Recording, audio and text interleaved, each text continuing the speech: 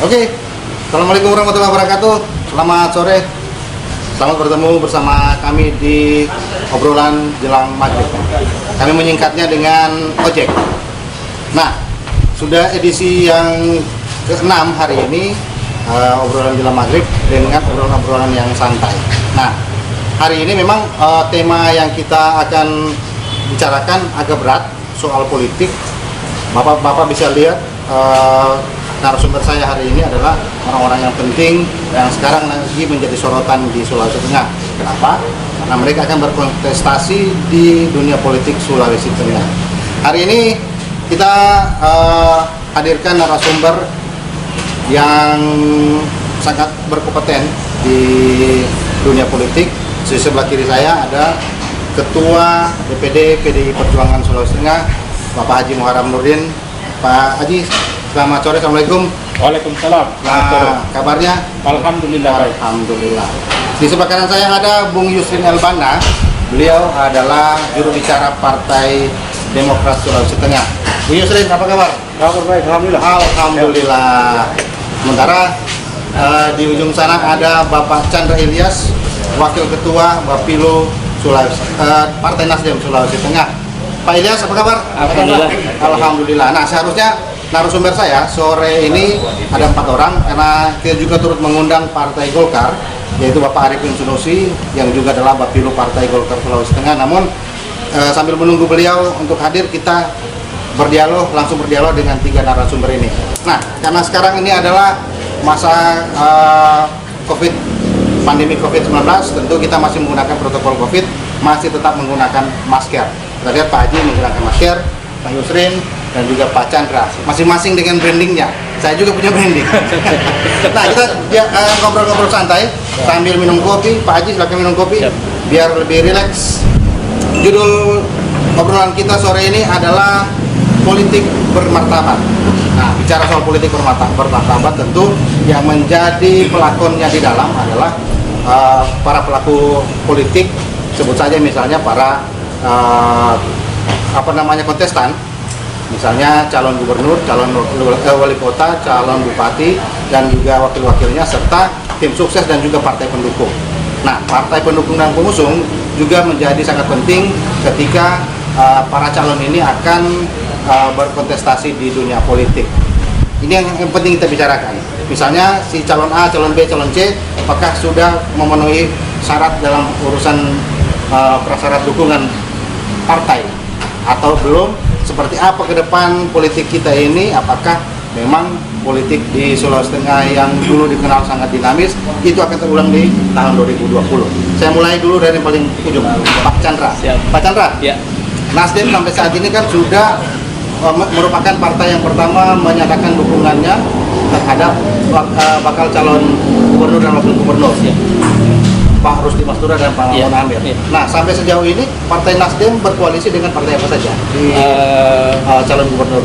Alhamdulillah sejauh ini Partai Nasdem secara undang-undang yang 20% kursi di DPR provinsi itu kita sudah memenuhinya, karena kita sudah secara resmi mengantongi Partai Nasdem sendiri, Partai Kebangkitan Bangsa, Partai Keadilan Sejahtera, dan Partai Hanura. Ini 4 partai yang punya kursi di DPR. Kurang lebih sekitar berapa kursinya? Nasdem 7 kursi ya. 7 kursi, kemudian PKS 4 kursi 11, Hanura 2 kursi 13, PKB 2 ya. Jadi 15 kursi yang kita miliki. Ya, betul. Ya. PKB ya. Kurang lebih itu, artinya secara jumlah partai kita sudah lebih cukup, dan kelihatannya alhamdulillah Rusdi Makmun ini menjadi calon yang paling siap untuk mendaftar berdasarkan ketentuan itu. Paling siap mendaftar. Ya. Bisa jadi juga akan ada penambahan partai. Informasi yang kita dengar saat ini ada 2 partai yang sedang berkomunikasi intens dan mudah-mudahan berjodoh sehingga kita bisa semakin ini menarik ini, karena Nasdem dan koalisinya sudah jauh-jauh hari menyiapkan calonnya. Iya. Nah, kita tahu kalau sudah jauh hari menyiapkan calon, tentu kesiapan untuk berkontestasi sudah sangat matang. Alhamdulillah. Begitu. Nah, sebelah kanan saya ini ada Yusrin Elbana.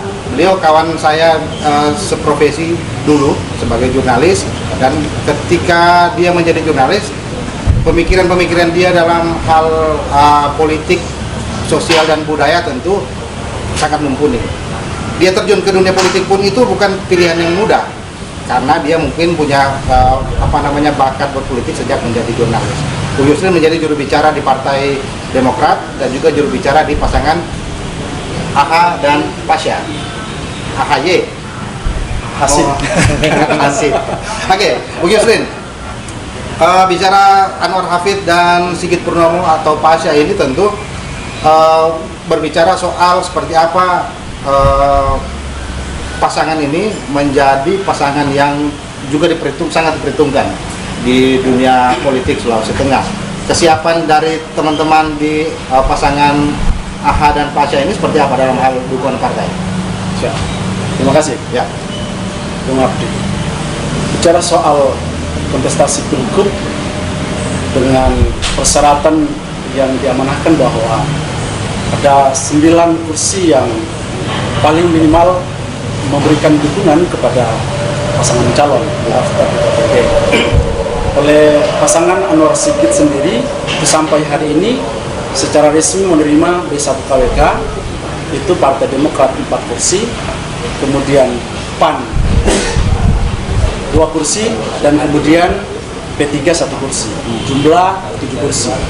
Berharap peluang-peluang dari beberapa partai yang belum menentukan, itu ada Golkar, terus kemudian juga ada Perindo, itu bahkan kemudian PDIP yang juga terus menjadi dibangun komunikasi itu terus masih kita berharap bisa kemudian ada semacam dukungan kira-kira, walaupun PDIP nanti ada Pak Ketua bisa menjelaskan secara detail, tapi insya Allah kita berharap hari ini belum ada satupun pimpinan partai yang menyerahkan secara resmi. Nanti akan dikatakan resmi ketika pimpinan partai menyerahkan B1 KWK ke KPUD. Begitu. Pendaftaran belum final. Belum final ya. Ketika sudah mengantongi B1 KWK pun, ketika itu belum diserahkan ke KPU juga, Ya. belum juga Itu dianggap. aturan begitu. Kan begitu. Ya, aturannya begitu. Didaftarkan Jadi oleh peluang Pak ketua Ketua partai langsung minum langsung. kopi. Dinamisnya bahwa seluruh pasangan koalisi antara Pak Anwar dengan Pak Sigit dengan seluruh simpatisannya, relawannya itu masih terus kemudian solid. Kemudian berharap untuk kemudian ini bisa terus sampai pada titik pendaftaran dan kemudian insya Allah sampai di pertarungan tanggal 9 Desember. Nah, optimisme teman-teman di Anwar Hafid, Sigit atau Pasya ini juga perlu diberikan apresiasi, karena kita tahu Pak Anwar Hafid yang sekarang menduduki kursi anggota legislatif di DPR RI, kemudian Pasya yang masih menjadi wakil wali kota Palu, itu adalah sosok yang sampai saat ini juga seperti yang saya sebut di awal diperhitungkan. Tetapi saat ini yang menjadi bukan kiblat tetapi yang menjadi sorotan adalah kemana PDIP akan berlabuh, kemana Golkar berlabuh, dan kemana Perindo akan berlabuh. Yang paling merasa terhormat saya karena dihadiri langsung oleh Ketua DPD Pak Haji Muhammad. Pak Haji, orang penasaran PDIP mau kemana di Pilgub Sulawesi Tengah? Terima kasih ya. Pertama karena kita bicara kontestasi politik dalam tanda kutip pilkada, maka kita mau menyebarkan bahwa pilkada itu atau kontestasi itu mungkin tidak perlu kita malu-malu untuk menyebut bersama dengan dikatakan zaman-zaman Orde Baru dulu bahwa ini adalah pesta. Iya, pesta demokrasi. Pesta demokrasi. Karena itu kalau pesta harusnya dihadapi dengan gembira. Gembira. Oleh karena itu tadi dibilang bermartabat, saya kira bagian dari itu. Nanti tidak bisa ada tidak boleh ada saling melukai di dalamnya. Itu yang paling penting. Soal apakah PDI mau kemana, saya kira PDI tidak kemana. Jadi akan ada selalu, dia akan berada di hati rakyat. Kemana-mana. Itu ya prinsip yang dipegang, dan saya kira kan jujur saja 3 ini yang menguat sekarang ini ya. Iya. 3 yang menguat, meskipun meskipun ada 4 pasang calon yang kita lihat di jalan-jalan, tetapi yang Jalan-jalan menjadi- ada 5 ya Pak? 4 yang ada di jalan. Oh di jalan. Nanti yang satu dibuka. Iya, tapi kan hanya 3 yang selalu didiskusikan di warung kopi. Karena kita ini berada di warung kopi, 3 juga yang Tiga juga yang oke baik. Ya itu kita pasangan pertama Pak Bacil Masura dengan Mak Munamir, saya kira juga berproses di PDI. Kemudian ada Anwar Hafid dan Pasha juga berproses. Dan yang terakhir Pak Hidayat Bartwa. Saya menyebutnya Haha. Nanti bukan Hana apa itu? Hanifah itu. Tapi Haha itu Hidayat. Hidayat Barto. Ya. Kayak Di Hidayat belakang. Oh, Barto. Nah, Pak Haji, sejauh ini karena PDIP ini yang menjadi primadona, apakah komunikasi-komunikasi seperti yang disebutkan Bu Yusrin tadi itu juga sudah dilakukan Ya. dengan partai-partai lain? Kita kan secara mekanismenya bertangga ya. Dari bawah sampai ke atas. Nah, pada level pengambilan keputusan itu ada di Jakarta. Level pengambilan itu diskusi-diskusi itu kita sudah pindahkan dari Palu sini Sulawesi Tengah kita sudah pindahkan ke Jakarta, kita mengangkat itu sehingga lobby atau pembicaraan atau apapun namanya itu terjadi di ruang-ruang di Jakarta. Saya kira semua melakukan dialog itu dan insya Allah besok jam 9 pagi di sini jam 9 waktu Palu itu sudah akan diumumkan ya, karena ada prosesinya kali jam 10 sudah akan ketahuan siapa yang akan karena kalau misalnya ke Pak Bukti Masura kan tidak ada masalah, sudah cukup. Mau ke Anwar Hafid juga cukup juga. Hampir cukup. Hampir ya, kalau ke sana kan sampai cukup kan? Ya. Atau ke Barto Hidayat Barto cukup juga. Kira-kira kalian sudah berarti sudah tidak ada masalah. Dia itu yang saya sebutkan tidak akan kemana-mana. Kira-kira sehingga insya Allah besok jam 10 itu bisa diikuti di ada lainnya itu akan dikeluarkan, masyarakat bisa mengikuti. Pak Chandra, Siap. kalau kita lihat Golkar dan Perindo Iya. sampai saat ini masih free transfer. Iya. Meski sebelumnya mereka berdua berkoalisi, Iya. membangun koalisi, Iya. kemudian mengusung calon-calon sendiri. Siap. Tapi belakangan kan informasi yang kita dengar santer di masyarakat bahwa Golkar dan Perindo juga sudah turut didekati oleh pasangan Rusdi Mastura dan juga Mak Munamir. Siap. Apakah itu memang sudah dibangun, atau memang hanya rumor di luar? Sejauh ini Partai Nasdem sebagai pengusung utama dari Rusdi Makmum memang sejak awal membuka komunikasi dengan semua pihak, termasuk dengan PDI itu sendiri kan Dayan. Sudah lama ini semua komunikasi, bahkan mungkin komunikasi paling awal-awal Partai Nasdem sendiri, termasuk dalamnya Perindo dan Golkar. Nah, saya tidak ingin berspekulasi, namun kemudian saya ingin memastikan bahwa mereka ini masuk dalam komunikasi politik kami. Ya. Adapun nanti kemudian kalau bahasa anak-anak muda sekarang urusan uratnya sudah selesai, tinggal suratnya bagaimana kan? Tinggal suratnya. Apakah suratnya keluar atau tidak? Tapi artinya pembicaraan intens, pendekatan politik sudah kita lakukan jauh-jauh hari, dan saya pikir apalagi Pak Rusdi sendiri punya akar yang cukup kuat dengan Golkar, sehingga analisis seperti itu menjadi tidak bisa kita indahkan karena sangat-sangat secara kultur beliau sangat-sangat dekat. Dan saya pikir Golkar dan Perindo juga partai yang pasti memperhitungkan dengan segala macam variabel-variabel politik yang sedang berkembang saat ini, sehingga sangat terbuka kemungkinan. Saya tidak ingin berspekulasi, tapi saya katakan ya kita tunggu suratnya saja kalau urusan uratnya sudah selesai. Begitu. Sama soal urat dan surat. Nah, uratnya seperti apa ya komunikasi yang dibangun Sampai hari agar ini mencukupi? Kita tahu kan masih membutuhkan tambahan kursi untuk AH dan Sigit. semua bukan hanya Pak Anwar dan Sigit yang berada di ibu kota Indonesia ini, semua kandidat ini berada di pusat. Lagi terus sekarang lagi ada di pusat. Lagi ada di pusat. Pak Rusdi juga masih di sana. Masih di sana semua. di sana. Artinya bahwa komunikasi itu terus mereka lakukan. Sampai nanti besok seperti PDIP umpama tanggal sampai jam 10 itu atau jam 9 mungkin malam sudah clear. Gitu kan? Partai-partai lain juga begitu.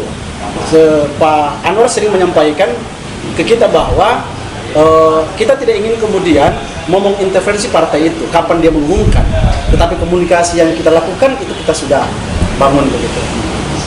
Kita tunggu bahwa apapun nanti keputusan dari partai-partai itu berharapnya AS pasangan Anwar Sigit itu akan mendaftar sesuai jadwal yang ditentukan oleh KPUD pada tanggal 4 sampai tanggal 6 itu. Saya kira itu. Nah, baik. Bicara pendaftaran, kita tahu bahwa yang seperti Pak Haji Muharram bilang, 3 pasangan yang sekarang ini mengemuka. Ya, ada 4 sampai 5 pasangan bakal calon yang memasang balihonya di jalan-jalan, tapi hanya 3 yang menjadi pembicaraan di masyarakat, yang menjadi pembicaraan tingkat tinggi gitu kan. Mungkin kesiapan dari ketiga ini yang sudah sangat matang untuk mendaftar, atau mungkin juga ada hal-hal lain, misalnya dalam hal lobby yang intensif ke partai-partai. Bicara pendaftaran, Pak Haji Muharram, pendaftaran ke KPU itu tanggal 5 tanggal 4 September itu tentu menjadi poin penting bagi partai-partai termasuk PDIP. Kalau kita lihat koalisi yang dibangun antara PDIP dan Gerindra secara nasional, apakah itu juga yang terbangun di bawah kemudian kalau kita ini di PDI Perjuangan sudah digariskan bahwa lepas Jumat tanggal 4 itu harus mendaftar. Siapa yang kita daftar itu yang belum besok kalau kita tahu. Tapi ketentuannya lepas Jumat. Nah, tentu kalau kita bilang lepas Jumat kan tentu harus berbicara dengan partai politik lainnya, karena PDI Perjuangan kan hanya 6 kursi, artinya masih 7 partai yang membawakan tidak minimal 3 kursi, itu yang akan berbicara. Nah, kalau misalnya katakan AS tentu akan bicara dengan Demokrat, tetapi sudah digariskan oleh DPP partai menyampaikan kepada saya bahwa DPD Sulawesi Tengah itu harus menetapkan calon pada tanggal 4 lepas sholat Jumat. Kira-kira seperti itu, sehingga besok ketahuan nama siapa, tanggal 4 lepas sholat Jumat masuk pendaftar. Nah, Pasya, persiapan pendaftaran tanggal 4 tentu juga dibarengi dengan kesiapan elemen-elemen di bawah. Ya kan? Kita tahu bahwa yang menjadi penting ketika ada kontestasi politik adalah mesin partai yang bergerak, kemudian juga elemen-elemen lainnya di bawah. Apakah teman-teman di Pasya juga sudah menyiapkan itu sembari mencari tambahan kursi? Seluruh kesiapan, jangankan kemudian mendaftar di KPUD, ketika kemudian besok katakan PDIP berharap kemudian mengumumkan bahwa PDIP itu mengusung pasangan Anwar Sigit, maka pada saat itulah kemudian oleh seluruh pendukung dan simpatisannya akan mendeklarasikan begitu bahwa inilah partai politik yang mendukung pasangan Anwar Sigit, dan kesiapan pada saat deklarasi itu sudah siap, apalagi kesiapan untuk mendaftar di KPUD. Seluruh strategis untuk kemudian pada saat kita atau kesiapan untuk mendaftar itu sudah kita siapkan. Nah, kalau sama pasangan Cudi Makmun kan kita tidak bicara kesiapan karena mereka sudah lebih awal siap gitu kan. Tapi saya justru tergelitik ketika melihat di hampir semua brandingan pasangan Cudi Makmun ini yang berbicara soal ekonomi, ya kan? Kenapa ekonomi dibicarakan? Problem yang kita hadapi sekarang kan ini problem ekonomi.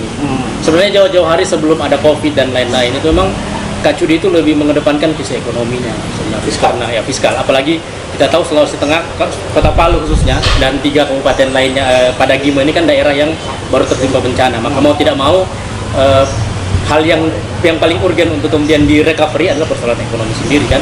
Kita lihat juga masih banyak saudara-saudara kita yang belum kembali ke rumahnya masing-masing, sehingga memang suka tidak suka ini butuh menjadi kalau dalam bahasa agama yang menjadi fardu ain lah diselesaikan. Saya ingin menyambung sedikit dari Kak Kanda tadi. Kami juga akan mempersiapkan diri besok, siapa tahu kemudian jatuh ke Rusdi Makmun, kami rekomendasinya PDIP. Kami menunggu kabar baik begitu. Primadona di politik Sulawesi Tengah memang PDIP. Orang menunggu PDIP apakah dia berlabuh kemana nanti.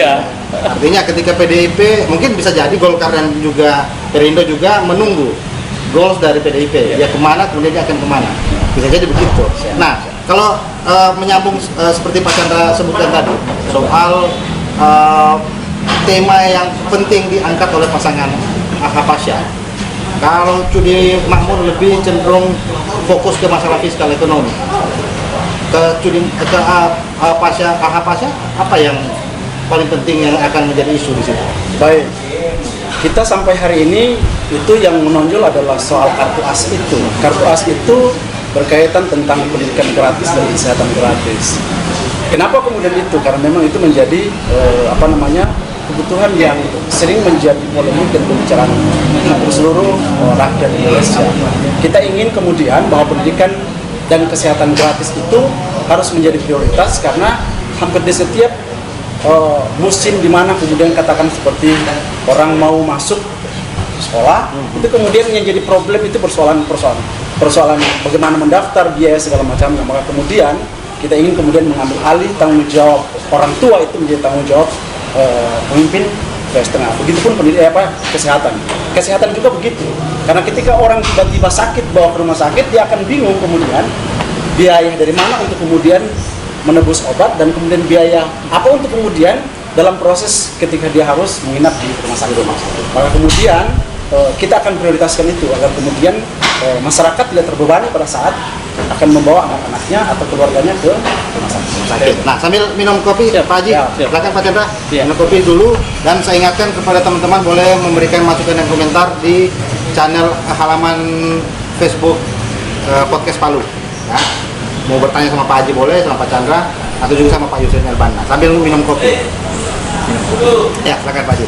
Nah, kita tentu yang paling penting memang dari semua kontestasi yang akan terjadi pada tanggal 20 ke bulan Desember nanti ya, tanggal 9 Desember nanti, tentu yang paling penting adalah bagaimana politik yang terjadi di Sulawesi Tengah itu berjalan aman, tentram, tanpa ada konflik dan sebagainya. Nah, bicara soal basis massa, PDIP punya basis massa. Kalau misalnya dia berpasangan berkoalisi dengan Gerindra, tentu sama-sama punya basis massa yang sangat kuat. Itu juga teman-teman di Demokrat dengan koalisinya juga yang sangat mengakar di Sulawesi Tengah, apalagi Nasdem. Nah, bicara soal politik bermartabat, apakah teman-teman, bapak-bapak, ketua partai dan juga para pengurus yang ada di Sulawesi Tengah yang partainya mengusung bakal calon ini juga sudah menyiapkan soal politik santun ini ke bawahan, ke bagian bawah, Pak Haji? Ya, saya kira itu bagian dari pendidikan politiknya selalu kita kemukakan setiap saat, baik dalam pendidikan politik partai dan lain sebagainya. Saya kira soal berpolitik yang santun itu adalah bagian dari budaya yang harus kita hidupkan terus. Karena itu saya sangat percaya bahwa dalam kontestasi nanti tanggal 9 Desember itu kita akan melihat sebuah kontestasi yang begitu sangat indah dan sangat bermartabat. Saya kira semua partai saya kira melakukan sudah melakukan pendidikan politik yang tadi bahwa ini adalah kita adalah karena itu harus dihadapi kita harus saling mensupport dan menampilkan politik yang bermartabat. Itu yang saya kira itu kita sudah lakukan setiap tahap, sehingga tidak ada kekhawatiran seperti nanti tempat-tempat lain atau di negara-negara lain. Saya kira khususnya di Sulawesi Tengah, saya kira itu.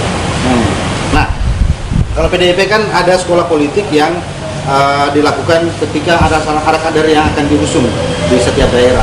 Tentu sekolah politik ini yang menjadi dasar, jadi pegangan setiap bakal calon yang akan diusung itu untuk seperti apa bersikap ketika dia diusung, begitu Pak Haji. Kalau teman-teman di AHPASnya kesiapan untuk menggelar, karena namanya pesta seperti disebut Pak Haji Muharram tadi, tentu riang gembira dalam berpolitik itu penting. Apa yang disiapkan oleh teman-teman Demokrat dan koalisi? Demokrat sendiri kan dia punya tagline, fatsun sepertinya sudah jelas, dia berpolitik santun dan memberi solusi. Ya.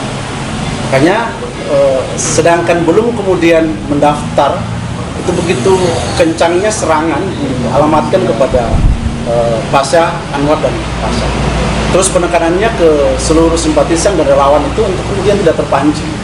Kenapa? Lagi-lagi menjaga soal martabat bahwa ini kontestasi politik yang gembira, tidak kemudian untuk kita gontok-gontokan, apalagi kemudian kita berharap.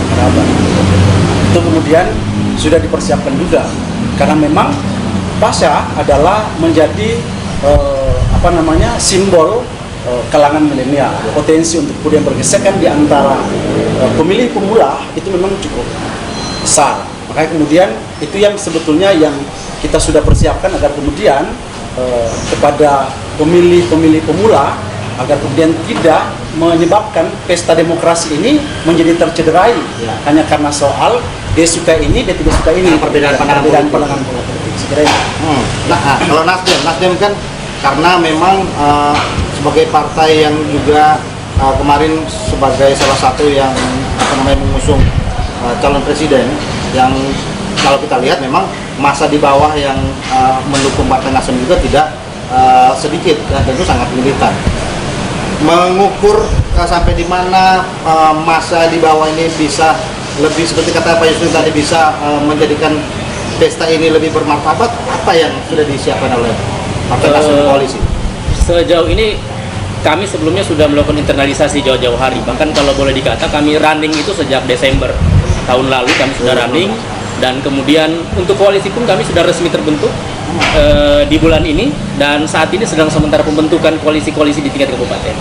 Artinya untuk persiapan konsolidasi internal kita sudah jauh lebih cukup, termasuk dalamnya gagasan-gagasan yang kita sampaikan. Kalau kemudian ada brosur yang dibagikan, ada 10 program prioritas, itu semua adalah hasil membaca suasana kebatinan di masyarakat. Karena Kak Cudi dan Pak Mamun ini sudah berjalan di hampir semua kabupaten kota dalam proses sebelum COVID itu sudah berjalan semua, sehingga yang kita tulis ini dalam visi misi kita, dalam program unggulan kita adalah hasil endapan dari perjalanan panjang dengan konsolidasi dengan kawan-kawan semua. Begitu juga dengan teman-teman partai politik. Alhamdulillah di koalisi kita ini, kalau kemarin di pemilu ada sedikit ketegangan ya Kanda, pendukung Jokowi dan bukan Jokowi, sekarang di kita ada PKS sendiri yang selama ini kita kenal juga sebagai kekuatan oposisi di pemerintah. Nah, tapi ketika waktu pilpres dia berseberang. Dan sekarang ternyata faktor Kak Cudi dan Pak Mamun ini menjadi salah satu poin penting sehingga mereka bisa mau bergabung dengan kita. Artinya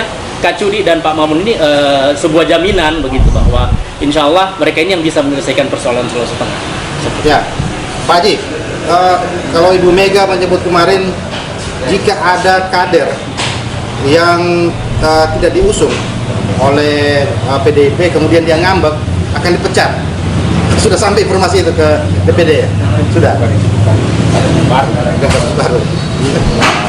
Sudah menjadi bagian partai. Ya. Yang namanya di PDI Perjuangan disebut dengan tegak lurus. Kalau di Islam biasa disebut dengan sakinah. Iya. Kalau kita bilang tegak lurus, pada saat belum ada keputusan, orang boleh berkreasi. Seperti yang kita lihat di Facebook sekarang ini di Palu sendiri kan kita lihat ada yang kirim Masya, ada yang Hidayat Bangku, karena belum ada keputusan. Begitu ada keputusan, maka semua harus taat pada keputusan. Itu yang kita sebut dengan tegak lurus. Apa yang disampaikan itu Megawati bahwa kalau ada kader yang ngambek karena tidak diusung, maka kalau tidak mau dipecat, ada satu supaya tidak dipecat letakkan KTA, itu tidak dipecat. Tidak mengundurkan diri namanya itu. Nah, Pak Haji, di mata PDIP 3 calon ini yang potensial, misalnya Hidayat dan Barto, kemudian AHA dan Pasyan, ada juga Cudi dan Makmun. Nah, 3 kader terbaik Sulawesi Tengah ini tentu ada spesialnya di mata PDIP. Ya kalau di Mulyana kan sama sebenarnya, putra terbaik semua ini. Putra terbaik. Tapi kalau misalnya masih yang kalau Muharram pribadi, kita sudah sampaikan ke Jakarta, begitu menulis surat ada yang saya bilang di stabilo. Iya. Jebol, Mudah-mudahan Pak Rusli Mamun itu yang stabilo. Seperti itu. Tapi kan ini board saya ini hanya usulan. Iya. Kembali kepada DPP untuk menilai, karena tentu ada perangkat-perangkat yang digunakan untuk menilai juga, tentu tidak hanya semata-mata pandangan dari pengurus DPD di sini yang dijadikan menjadi barometer. Itu ada alat ukur lain yang digunakan oleh DPP, sehingga seperti yang dibilang Pak Yusril tadi bahwa insya Allah malam final besok jam 10 akan ketahuan. Itu artinya calon yang akan diusung oleh PDIP juga bisa jadi dikocok ulang, bisa jadi pasangannya bertukar atau berganti, atau pasangan itu juga yang itu diusulkan. kita sebut karena ini pesta, maka selalu saya menganalisa bahwa ya? sepanjang janur Iya, iya. kuning belum Belum melengkung, melengkung. maka semua orang masih boleh bertamu. Tapi kalau ketika janur kuning sudah melengkung, janganlah bertamu. Berarti malam kita hanya banyak-banyak berdoa malam Jumat. Iya, Betul kan? betul ya. Jangan sampai ada selingkuh gitu ya. Iya. Artinya harapannya teman-teman dari HH Pasha dan juga Iya. Judi Mahamun terhadap PDIP juga masih sangat Siap, besar. siap. Kami sangat berharap sekali. Berharap. Nah, karena ini biasanya kalau sesuatu yang diharap-harap itu tentu ada sesuatu yang spesial di situ. PDIP mungkin salah satu yang paling yang spesial di Pilkada Sulawesi Tengah. Bagi yang penutup ini karena kita namanya obrolan jelang maghrib, tentu sebelum maghrib kita harus sudah close, Iya. gitu kan? Nah, Pak Chandra, Iya.